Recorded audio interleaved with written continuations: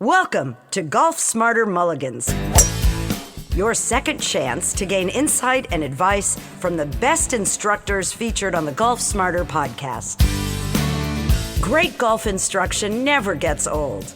Our interview library features hundreds of hours of game improvement conversations like this that are no longer available in any podcast app. My work with professionals revolves around their desire to perform, and they emphasize too much the result aspect of the game. And consequently, they find that they can play very well away from the course. When it comes to the actual day, their ability deserts them. Well, I would say that it's not their ability that deserts them, it's just their desire to play well, or their fear of playing badly, unbalances their mind. And the unbalancing of the mind leads to a loss of concentration, and this loss of concentration is the cause for their poor swings and poor golf.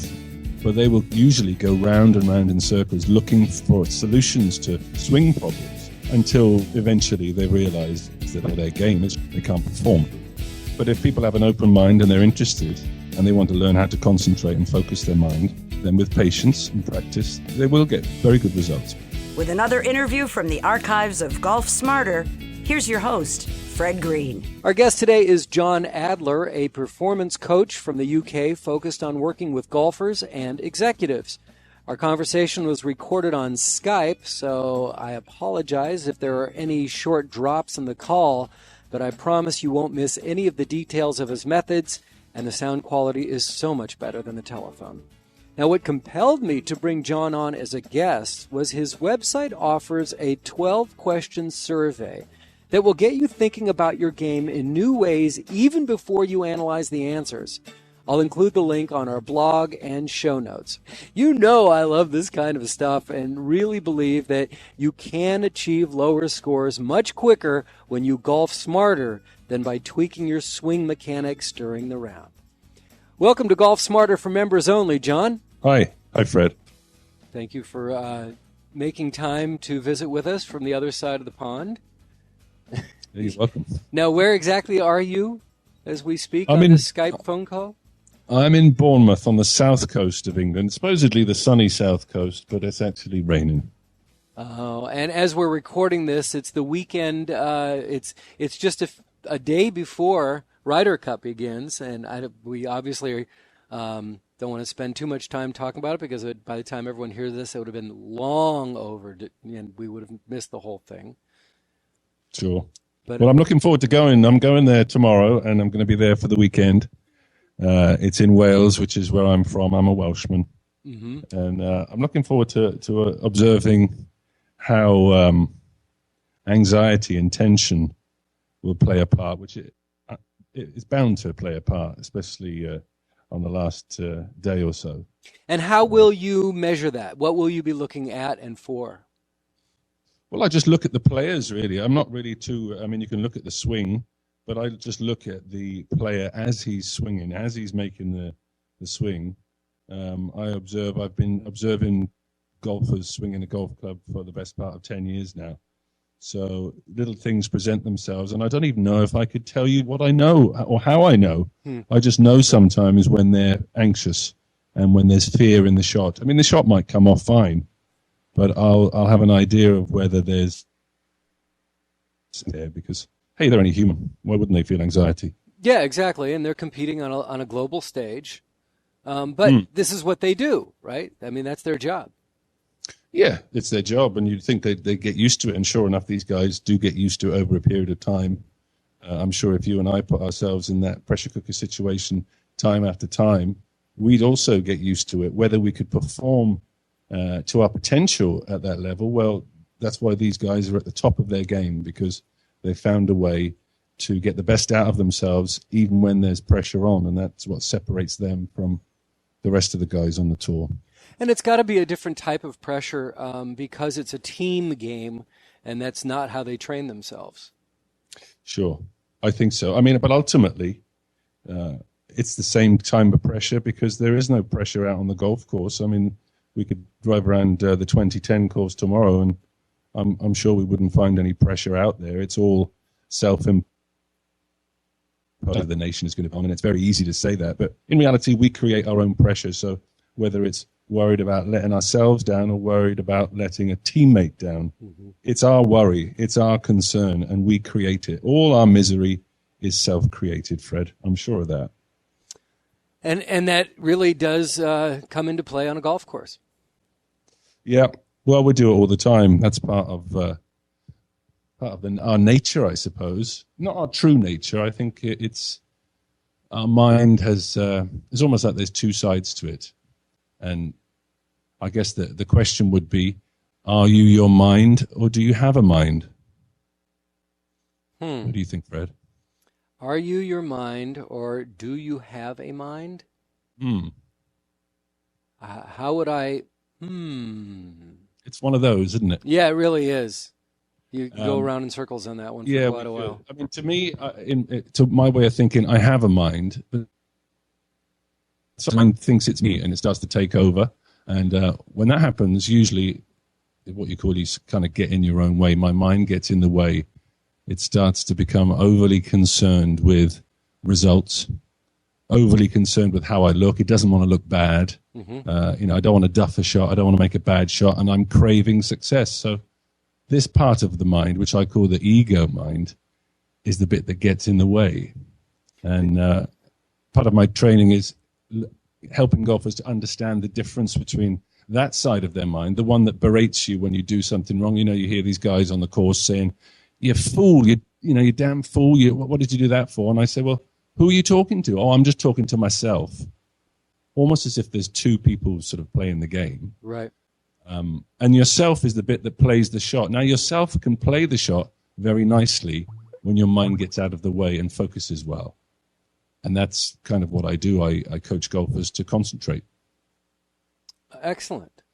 Well, that would be something that I would like to discuss further with you. Now, on your website, golfisamindgame.com, you have, I found just this, to me, was a full episode of the podcast, is this survey that you have on the site that is very simple, 12 questions, yes, no, sometimes of the answer, and someone can take the this survey, and I'll put the link to it on our blog and in the show notes, so that people can go and do this themselves.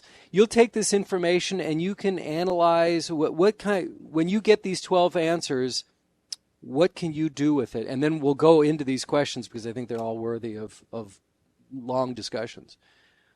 Well, once you answer the mental strength survey online, I analyze the answers and I reply to you personally. Sometimes I'll reply with some advice if I think it's useful, or a few ideas more than advice, because I'm wary of listening to other people's advice. I don't know about you, but I like to find out for myself what works and what doesn't. So perhaps a few ideas that you could try out. Sometimes I come back with some questions to find out a little bit more about what's going on. But there's an opportunity there for you to have a dialogue with me if you want to. And to explore, what's going on for you. And what is it that you're trying to help us figure out? Well, what I'm trying to help you figure out is that maybe the search for the perfect swing could end the moment you began to trust the swing that you already got. I like that. You like that? I do.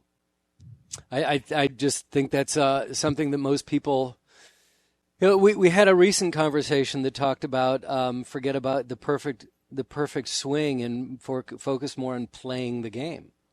True, that's an alternative way, but a very true way. I mean, playing any game, to me, it presupposes that you're going to have fun and enjoy it. And how often do you go out and play and enjoy golf? I mean, a lot of people don't do that enough. Right. And I think they get confused they get scared of making mistakes, or they think somehow that making mistakes is wrong. And in reality, anything that you've ever done well, anything that you've ever mastered, you did so by making mistakes and learning from them. And unfortunately in golf, from time to time, people just get so fed up with their own mistakes that they miss the opportunity to enjoy the game. Right. to enjoy themselves, to enjoy the game, and to have fun. Absolutely. And recognize that it is a game.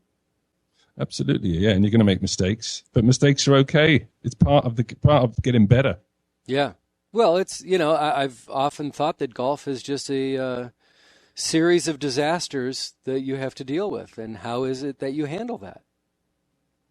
I'd agree with you. Yeah. I mean, my work, excuse me, there's an aeroplane going overhead. Oh, I can't hear it. Okay, good.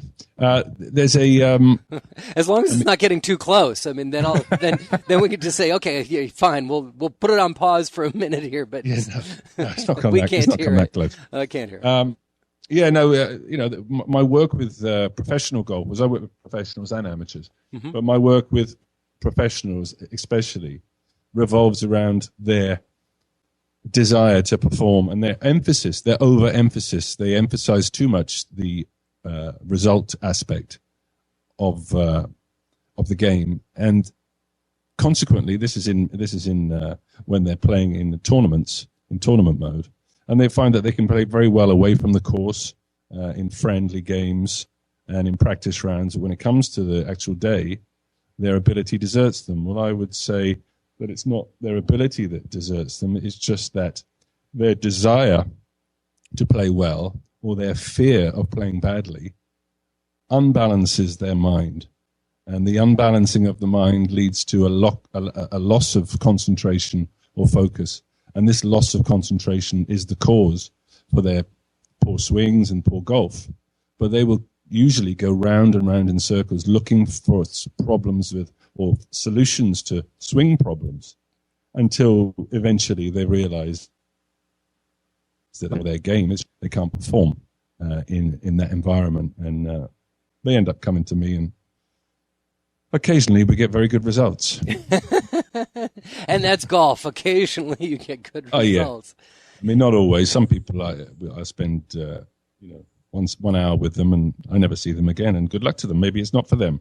But if people have an open mind and they're interested and they want to learn how to concentrate and focus their mind, then with patience and practice, they will get very good results, but they have to stay with it.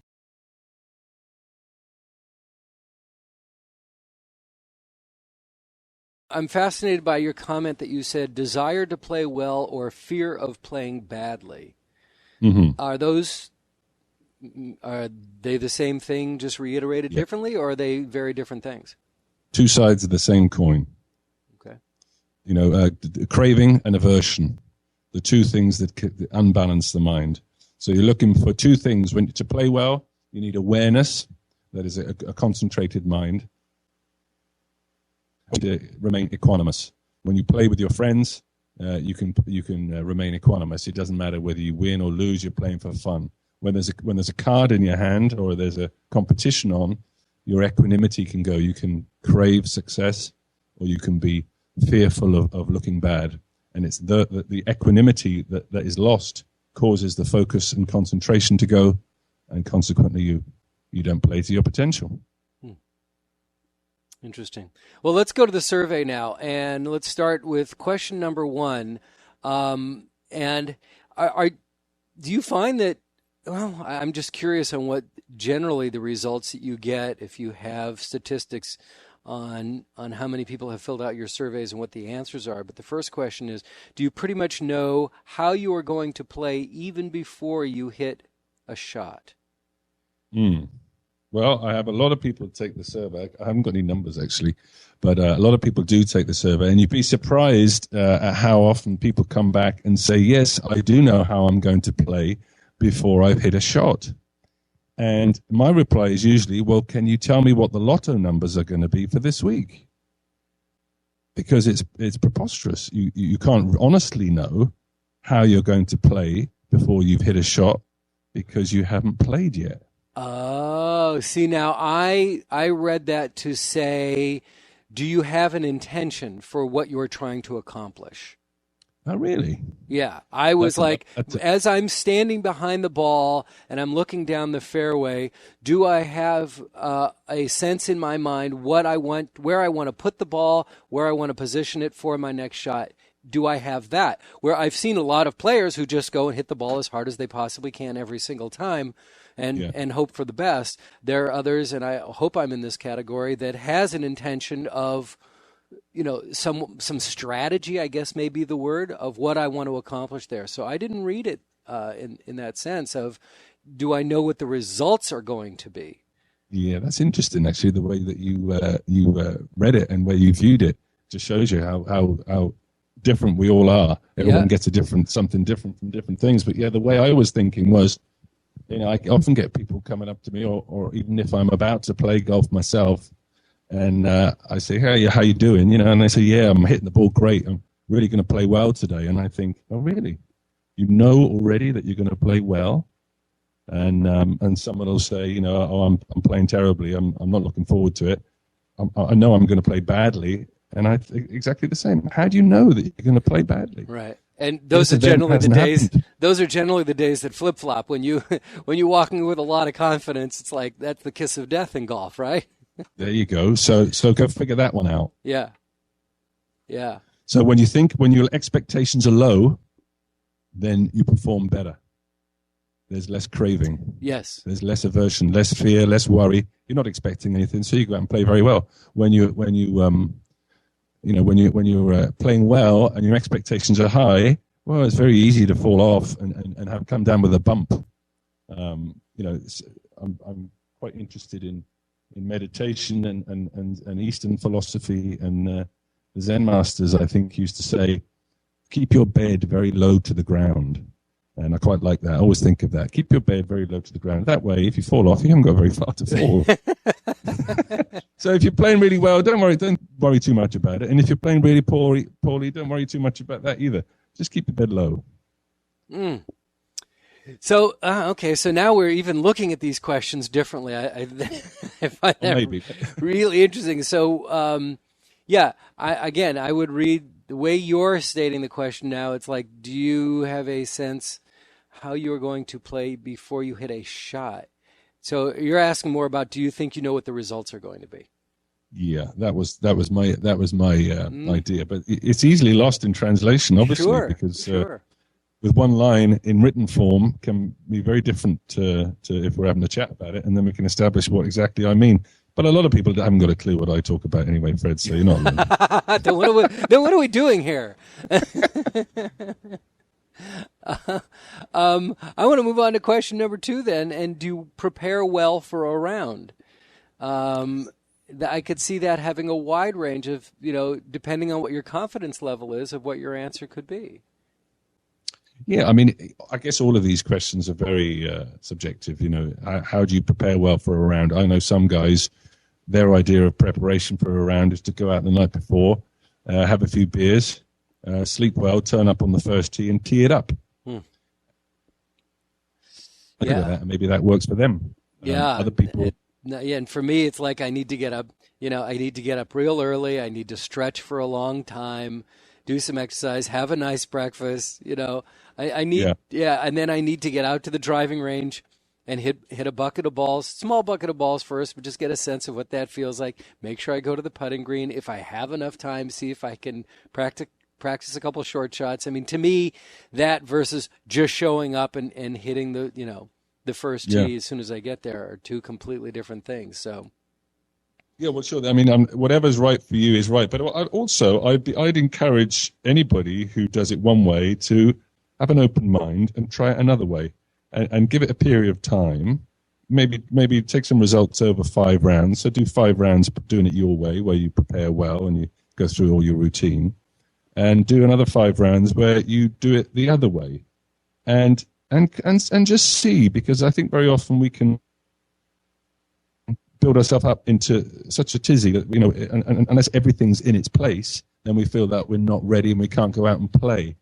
I'm not sure that is the case. It may, if you have an open mind, I know for sure that you can go out and play quite well with no practice. That's my experience anyway, but you'd have to find out for yourself. But give it a go, just for the hell of it. It's possible. Yeah. No, I know that I have shown up to just with enough time just to tee off and have had good rounds. So it's possible. It's absolutely possible, but you just never know what's going to happen on the golf course on any given day. I think that's why competitions are generally 4 days long, because you're going to get a wide range on every single day, no matter how you prepare or what's going on. Yeah, no, I agree with you. You never know. You never know what, nothing. I've got a favorite saying that, what does that mean? It means nothing. Nothing means nothing. Just because I played really well yesterday, what does that mean for today? Nothing. I played really bad yesterday. What does it? Yeah, exactly. Nothing. It means nothing.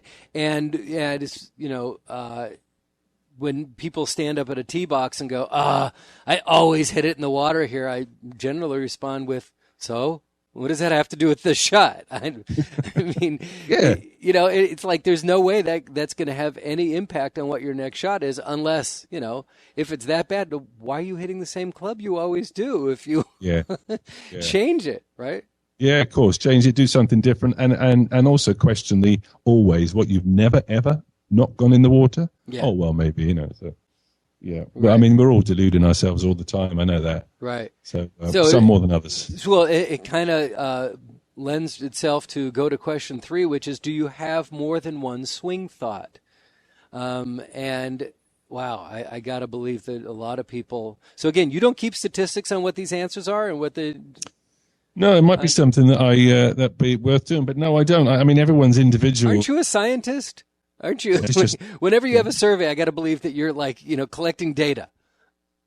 Not really, Fred. I'm just trying to build up a conversation with people if they want to, and to explore, because there's only so much I can get from these questions. I mean, their answers, a yes, no, or sometimes is only going to give me so much. You're never going to really find out what's going on in people's minds until you sit down, have a cup of tea, and have a chat with them over a little period of time. So, right. But maybe statistics is the way forward. I'm obviously not big on statistics, but it's not. Maybe it's something I should look at.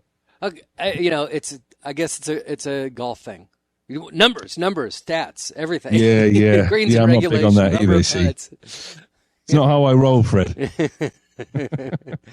And I'm generally, not a numbers guy either. I'm going out there to have a good time. But the longer I get involved in doing these interviews, I'm realizing there's a whole world of golfers and golf out there that I didn't have a clue. But I was not raised on golf. I mean, I find that people who, started playing when they were little because their dad took them out, it's a completely different game for them than. Oh, yeah. I mean, are you one of these guys who they come off the golf course and then they're in the clubhouse and they say, what did you get on the 5th? How did you get on the 6th? I mean, when they do that to me, my eyes just glaze over. I haven't got a clue. I don't even know what that hole looks like or what I did. Thank you. I have a course that I've played, a lot over the last 10 years. I mean, I play, and even to this day, when they go, how'd you do on 13? I'm like, 13. Let's see, 10, 11, 12. It's like having to do the alphabet, and it's like when someone says, what letter follows this? It's like I have to do the whole alphabet. That's me too. Yeah, I mean, and how that's what amazes me about not just broadcasters, but also the players, that they'll tell you what they did not only on a specific hole, but on a specific shot for a specific hole, and they just rattle it right off. It's like, no, I can't do that. I went to a course once, and they'll go, oh yeah, the 13's great there. I remember I hit a 4-iron, and you go, how do you remember this stuff? Right. Unless it was memorable. Like, I mean, sure. Like, I have one eagle on a par 5 in my playing career. I remember those 3 shots. Yeah. And the hole. And, even the putt. I mean, sure. And the hole in one that I have. Yeah. And the eagle on a par 4. I have one of each of those. Yeah. Those things are going to stick in your mind. Sure. But generally, like, I played this weekend and I had a good round of golf, but I don't remember what happened on a lot of the holes. I also find that if I'm in a cart versus walking, that I'll remember a course that I walked much more than a course that I was in a buggy. It's like, to me, when you're driving a cart, you hit the ball, you drive to the ball, you hit the ball, you drive to the ball, and you miss all the environment and everything else that's going on around you. And to me, I lose, I don't get to remember the holes. They're not as memorable when I'm not walking them. I totally agree with you. Totally agree with you. I'm not a big fan of buggies. Wherever I can avoid them, I do. Yeah. Yeah, well, the course that I played this week, I'm like, no, sorry, you can't walk this course. Really? It's flat. Yeah, well, it's also 104 degrees outside. So Well, yeah, you maybe. don't want yeah, maybe. to. Yeah, in that kind of heat. I remember I played Palm Springs a few years back when I came over, and we had buggies, and I was probably glad for them, really. But I just got back from Scotland about 3 weeks ago, and we played Carnoustie up there. How was that? No need for buggies. Well, it was a competition, and on the first day I shot a net 72, and I was in the top 20 and looking pretty good. Day 2, well, Carnoustie's got a nickname of the Beast. Mm-hmm. And, the Beast just came out to play. There was 50-mile-an-hour wind. Oh, my God. 50-mile-an-hour wind? I shot a gale. I mean, honestly, the pros wouldn't have gone out. And I shot a net 101. And I felt really bad, Fred, but when I went into the clubhouse in the hotel, I was staying in the hotel, and there's some pictures, photographs in the hallway, and there was a photograph of Sergio Garcia with his head down, marching around Carnoustie, and one of those guys is holding up the scoreboard, like they do. Right. And there were 3 names on there, and there was Vijay Singh plus 13, Rocco Mediate was plus 17, and Garcia was plus 30. And apparently, and you just see the picture of him trudging on. And apparently after that round at Carnoustie, he went home and cried in his mother's arms. Oh. So it made me feel a lot better. Yeah.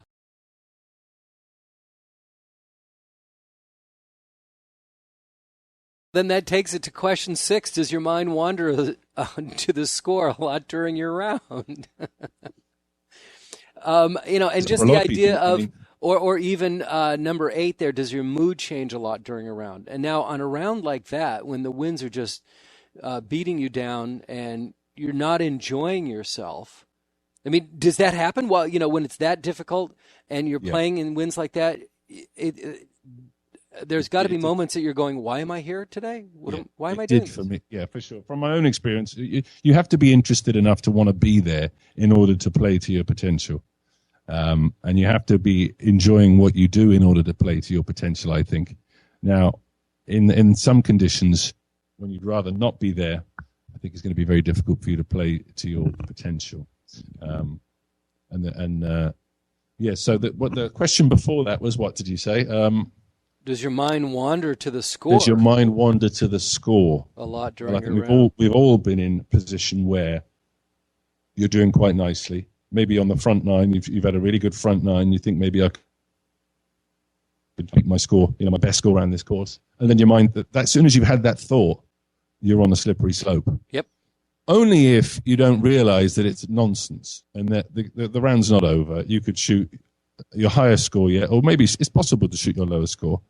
But when those thoughts begin to come in, if you start reacting to those thoughts and start getting tense and start worrying about where the ball's going to go, then it's bye-bye, I'm afraid.